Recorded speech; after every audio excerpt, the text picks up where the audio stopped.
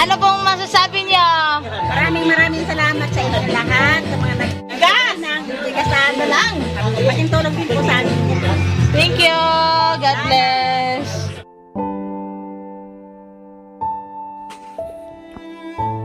Ang buhay ng Binyan de la Paz. Kami po ang Munti Wasalak at nais po naming ibahagi sa inyo ngayong araw ang aming konting tulong at pagkakaisa bilang miyembro ng Munti Wasalak. Hi, the Munti Wasalak is here again. So, dito tayo ngayon sa Binyan de la Paz. Mamimigay tayo ng kaunting relief goods sa tulong ng Munti Wasalak. Abangarns!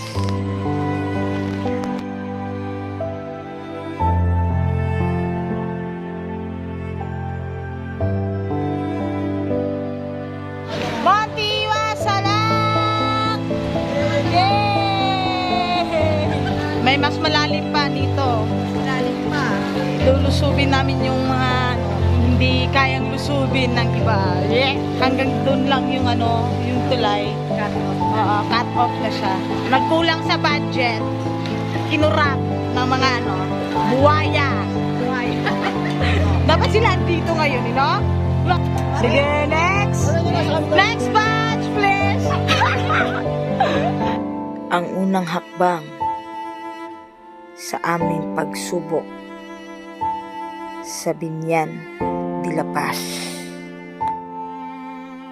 Sa unang hakbang pa lang, sa nakikita nyo, malaking pagsubok ang hinaharap sa amin para sa tulong na ito. Bagamat ay hindi na namin naisip ang hirap dahil sa gusto namin malapit sa mga taong nangangailangan ng ating tulong. Hindi naging madali para sa amin ang aming natuklasan, ngunit dinadaan na lang namin sa tawa ang puot sa dibdib.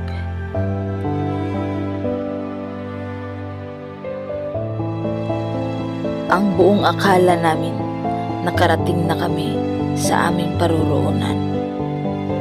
Ngunit hindi pa dito nagtapos ang pagsasakay namin sa kanilang tinatawag na bangka.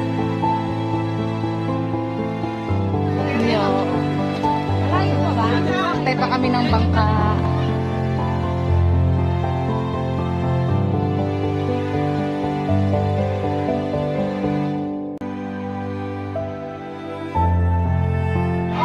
Laban, Japan! Laban! Woo!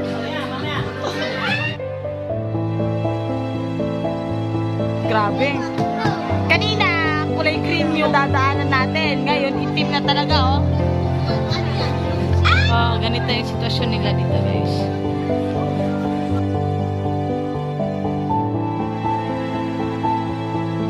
Kita nyo, yung mga bahay na yan. Gusto pa tayo doon. So, nakikita nyo, itim na yung kulay ng tubig. Hindi na nadadaanan natin kulay green. So, Nang dumating kami sa lugar, mas lalong naging mahirap para sa amin na nakikita namin ang hirap ng sitwasyon na pinagdadaanan ng mga bata at matatanda sa araw-araw.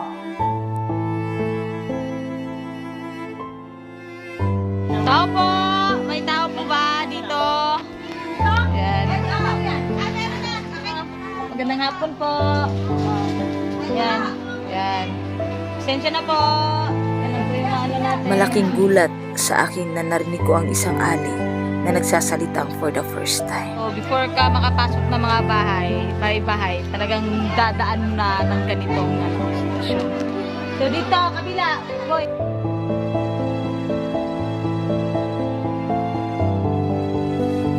Hindi namin inaasahan na sa aming kunting tulong at hindi namin sukat akalain ang kanilang malaking pasasalamat at kaligayahan na aming naipadama sa bawat tao na aming natutulungan.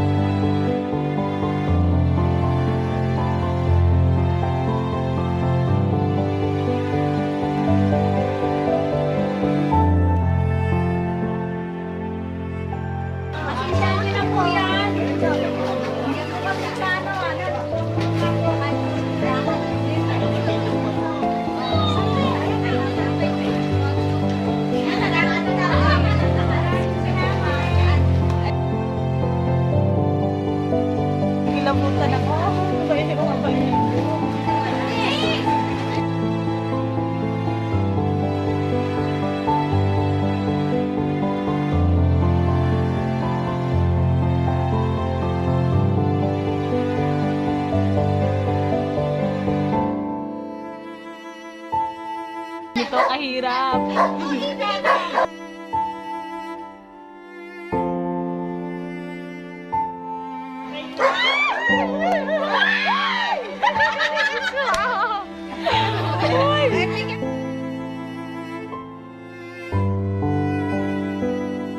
Maraming salamat po.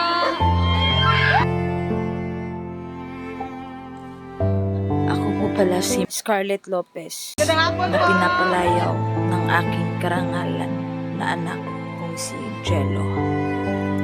Dahil para sa kanya, lahat ng ina na nagtataguyod mag-isa sa sarili niyang anak ay isang Reyna. A queen always turn her pain into power. Ako si Scarlett Lopez, ang vice-presidente ng Munti Wasalak, at ang buong Wasalak at sa lahat ng ina na nagtataguyod para sa kinabukasan sa kanilang mga anak.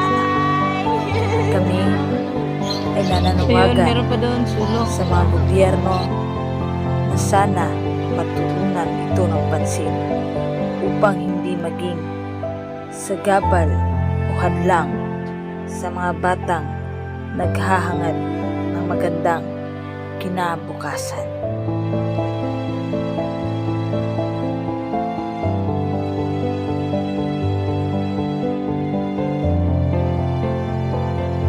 At nananawagan kami sa mga gustong tumulong sa mga taong kumakatok sa inyong mga puso at umaasa na sana makapag-abot ng kahit konting tulong man lang.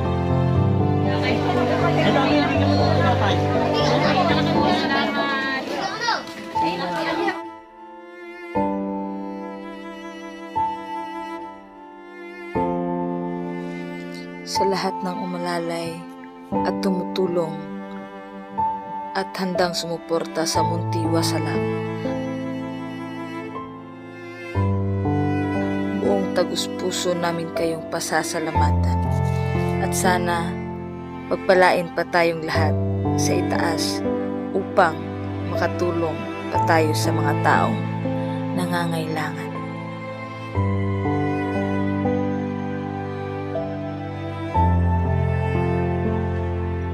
Laging tandaan, mas masarap sa pakiramdam na tayo ang tutulong kaysa tayo ang tutulungan.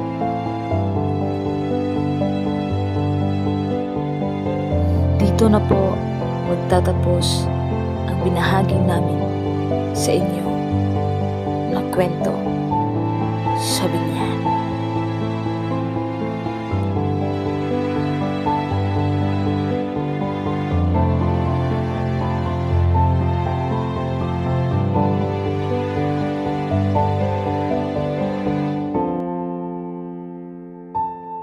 Ano pong masasabi niyo? Maraming salamat sa inyo lahat, sa mga nagtigas ng tigasan na lang. Malaking tulong din po sa amin yan. Thank you. God bless. Uwi na kami, saya-saya tumulong. Yes! Ang saya sa pili pag tumulong! Munti Wasalak! Go! Maraming salamat. Munti Wasalak. Uuwi tayo ang baong